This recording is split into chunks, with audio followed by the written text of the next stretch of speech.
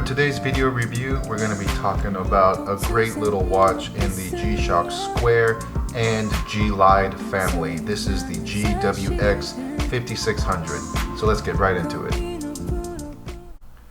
Starting off with price, you can reasonably expect to pay around $200, and granted you could probably find it cheaper or maybe even more expensive depending on where you look. But as of the time of this filming, I found the price averaged around $200.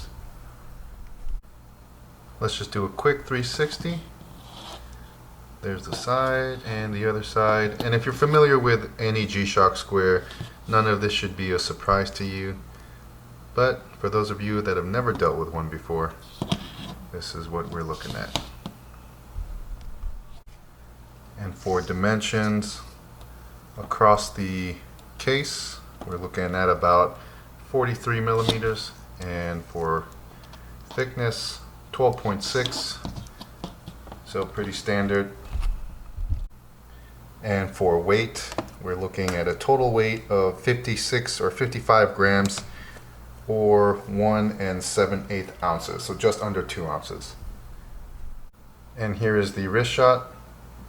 I don't think it's too small or too large. Really, when it comes to G-Shock Squares, it is just right. And just for a size comparison, I've got it sitting right next to a more popular model, the GMW B5000. Obviously, weight is going to be heavier on the 5000, but as far as size dimensions go, they are pretty much identical. Going over some functions and features, the GWX 5600 really caters more towards the stylish surfer. Right on the main display, you've got your tide graph, and as well as the moon phase display right there. And then you've got calendar data and your main time. And then another great thing is that it's solar powered, as well as having the multi-band 6 capability, so you know your time is always going to be right on the money.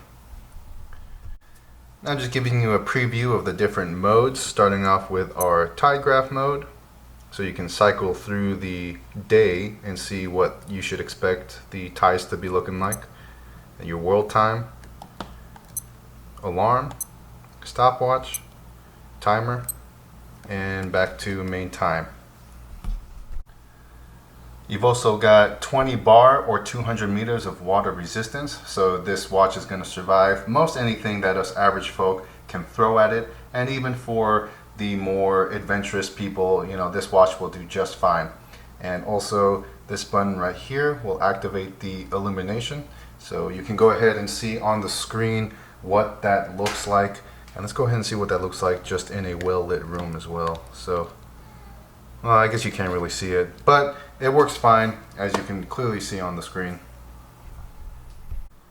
Now going over the strap, you've got your standard resin strap. However, this one is polished almost, or it has that shine on one side and then just your standard flat black on the other side. But normal resin, so exactly what you'd expect from any other G-Shock. And you've got that pattern, almost like grid lines on it.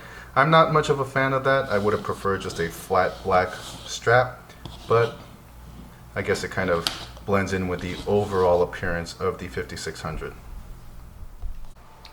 Now just going over some of my personal thoughts, things that I like and don't like. Starting off with the things that I like. Number one is the display. I very much like how crisp and clear everything comes out. You've got that coloration at the top for the tide graph, and you know, it's nothing special, but I think it's a nice touch. And in a market that is littered with dull and dim negative displays, this is a very refreshing timepiece to look at. Another thing that I like is the style. So with G-Shock Squares, the color style is normally very boring, and that's not a bad thing, but I like very much the fact that this has the color text right here. You've got the orange at the top, red at the bottom, orange again, and blue right there.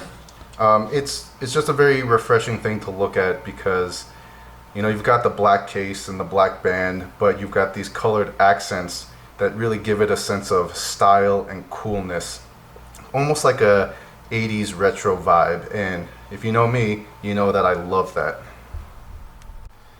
Now going over the thing that I don't like, there's really not much, but number one will be price. And I know that's kind of a low blow because, you know, we can always complain about price on any watch, but in the case of the 5600, you're paying almost $200, which is pretty close to 2 times or double the amount of a regular G-Shock Square. And if it costs 2 times to get some cool colors, you know, I don't think that's worth it. I think that $200 is a little bit grossly overpriced. And again, that's just my opinion. You know, for some of you, that's completely worth it. And in some ways it is because of how much character and charisma that this watch has. But I don't know. I think it really would be a winner, an absolute winner, if they brought the price down maybe $50 to $60. Another thing that I'm not a huge fan of is that polished finishing. I would have preferred a flat black, but again, that's just my style. And I also would have preferred the dual clasp system in more modern G-Shocks. But, you know, if we're going to call this more of a retro style watch, then this is more than fitting for that style. But overall, I think that this is a phenomenal watch. You really can't ever go wrong with a G-Shock Square. And in this case, you're getting a little extra touch of style and, like I said before, charisma from those extra colors. And if you're a surfer or you're just a casual watch wearer, this is really going to look great on your wrist. So that's all I got to say for now. I hope that this video helps you with your next watch purchase. Thank you for watching, and I'll catch you guys later. Bye.